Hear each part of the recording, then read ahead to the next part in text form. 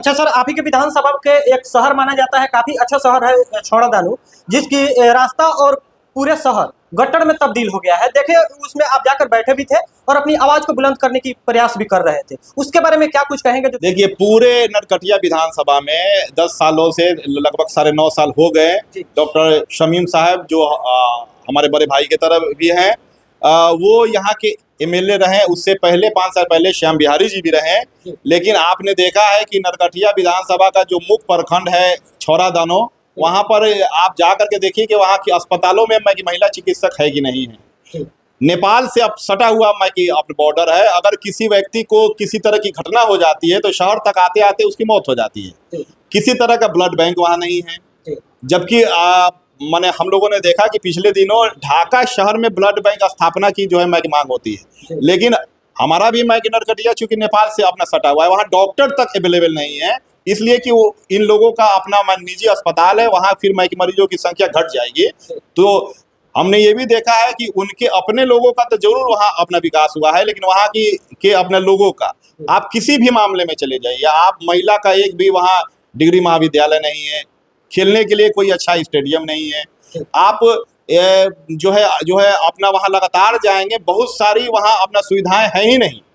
छौड़ादानो में के अस्पतालों में जाकर के देखिए कि वहाँ क्या अपना सुविधाएं हैं। वहाँ के स्कूलों में जाकर के देखिए कि हमारे बच्चे का वहाँ क्या अपना रख रखाव है। तो आपको ये चीज़ें देखने को मिल जाएगी। वहाँ के लोग सिर्फ इसलिए अपना खुश होते हैं कि हम लोग जो है अपने जात के नाम पे हम लोगों ने अपना वोट कर दिया। लेकिन अब बहुत सारे लोग इन चीज़ों को समझ चुके हैं कि जात के नाम पे और किसी धर्म के नाम पे लोगों को बेचैनी इसलिए है कि चूंकि डॉक्टर शमीमुल हक ऑल इंडिया मजलिस-ए-इत्तेहादुल मुस्लिमीन का सिपाही है, लेकिन इसके साथ जितने हिंदू भाई रहते हैं, जितने घूमते हैं, तो लोगों के पेट में दर्द होना शुरू होता है। अच्छा सर, छौड़ादानो ब्लॉक में एक चापाकल तक नहीं है, जहाँ पे सीओ साहब भी बैठते हैं और बीडीओ साहब भी बैठते हैं। वो लोग तो ब्लैक पानी लाकर बोतल के पानी पी लेते हैं, लेकिन जनता जो जाती है वो प्यास के लिए पूरा दर दर भटकते हैं। उनके पास भाड़ा के लिए पैसा नहीं रहता है, तो बोतल के पानी क्या पियेंगे? इस पे क्या कुछ कहेंगे आप? देखिए, हम लोगों ने इसकी मांग पहले रखी थी। पिछले साल एक भीषण गर्मी में जब हम लोग वहाँ गए थे, एक अपना एप्लीकेशन था किसी का, हम लोग वहाँ अपना देने गए थे, तो वहाँ के लोगों ने कहा कि सर पानी की कोई यहाँ अपना विधि व्यवस्था नहीं है। अफसर लोग तो अपने घरों से चूँकि बिस्लेरी का और आरओ का पानी खुद ही अपना साथ लाते हैं, लेकिन गरीब जो लोग हैं जिनके लिए वो सरकार ने अपना भवन अपना बनाया है, लेकिन शायद वो भूल गई कि लोग पानी भी पीते हैं माने यहाँ के, और उसकी भी अपना की व्यवस्था नहीं है। आप वहाँ बहुत सारी चीज़ें देखेंगे।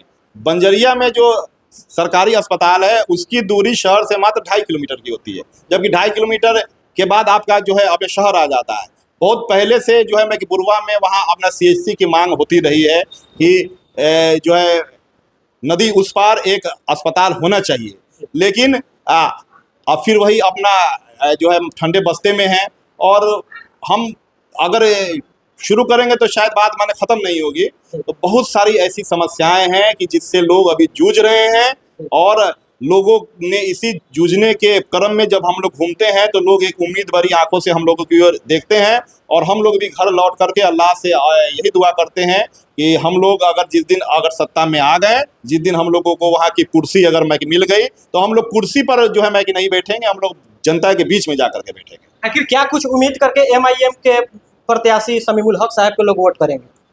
उम्मीद इसलिए करेंगे चूँकि लोगों ने देखा है कि ऑल इंडिया मजलिस-ए-इत्तेहादुल मुस्लिमीन का हर एक सिपाही, वो चाहे जहाँ भी हो, आपने देखा है कि बिहार विधानसभा में माननीय MLA अख्तर ईमान साहब किस जो है अपने बुलंद आवाज़ से जो है आप बोलते हैं, और सरकार में नहीं रहते हुए भी 273 करोड़ का एक पुल अपनी आवाज़ के दम पे वो जो है पास करा लेते हैं। और आपने ये भी देखा है कि चाहे वक्फ की अपना लड़ाई हो, CAA की अपना लड़ाई हो, पहलू खान की लड़ाई हो, रामजन्म पासवान की लड़ाई हो, और चाहे गुलनाज का मामला हो, इन सभी मामलों पर अगर सरकार की आंखों में आंखें डाल करके कोई बात करता है तो ऑल इंडिया मजलिस-ए-इत्तेहादुल मुस्लिमीन के लोग बात करते हैं। बाकी किसी के अंदर उतनी हिम्मत और उतनी कुव्वत नहीं होती, उतनी ताकत नहीं होती। तो जाते जाते क्या कुछ अपील करेंगे नरकटिया विधानसभा के जनता से?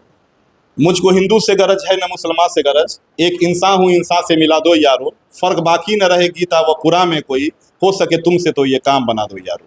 आपको 2025 में जात धर्म से ऊपर उठ करके एक सुर में एक साथ नरकटिया के विकास के लिए, वहाँ के अपना बदलाव के लिए हम लोगों के साथ आना है और आपके आने से ही हमारी ताकत। जिस प्रकार से बिहार में गर्मी बढ़ रही है, उसी प्रकार से विधानसभा में लड़ने वाले प्रत्याशियों के मिजाज में गर्मी आ रही है। अभी हमारे साथ बातचीत करने के लिए MIM के प्रदेश सचिव शमीमुल हक साहब है और 12 नरकटिया विधानसभा के भावी प्रत्याशी है। आइए इनसे बात करते हैं और जानते हैं। सबसे पहले हमारे चैनल में स्वागत। बहुत बहुत शुक्रिया आपका। देखिए, अगर जनता ने मन बनाया जी और ऊपर वाले की रहमत रही जी। और हम लोग चूंकि सत्ता के लोभी नहीं होते, हम लोगों का काम होता है कि हम लोग जनता की सेवा करें, खिदमत खल्क के लिए हम लोग अपना काम करें और लोगों के अंदर ईमान और हक की बात रखें, हिंदू मुस्लिम एकता की बात रखें। और जब से यहाँ के लोगों ने अपना देखा है कि हम लोग जब शुरू में यहाँ पर आए थे, ऑल इंडिया मजलिस इत्तेहादुल मुस्लिमीन बिहार में 2015 से अपना पैर पसारना शुरू की थी, तो उसके ऊपर एक ठप्पा लगा दिया गया था कि ये सिर्फ कि मुसलमानों के हक की बात रखती है और किसी भी जाति धर्म से इनका कुछ लेना देना नहीं है। इनके लोग बहुत भड़काऊ रूप से अपना भाषण देते हैं। लेकिन लगातार लोगों ने देखा कि चाहे गोरेलाल यादव हो, चाहे राणा रंजीत हो, चाहे अखिलेश्वर सिंह हो और कई सारे लोगों को हम लोगों ने जो है दलित समाज के भाइयों को, हम लोगों ने सहनी समाज के लोगों को लगातार हमारी पार्टी ने सिंबल देने का अपना काम किया। और अब जा कर के दीगर पार्टियों में बेचैनी इस रूप से बढ़ रही है क्योंकि बैरिस्टर असदुद्दीन ओवैसी साहब पूरे हिंदुस्तान के वाहिद एक शख्स हैं कि वो किसी धर्म और किसी जात की राजनीति जो है मैं कि नहीं करते, वो पीड़ित और शोषितों की राजनीति करते हैं और हम लोग उनके सिपाही हैं।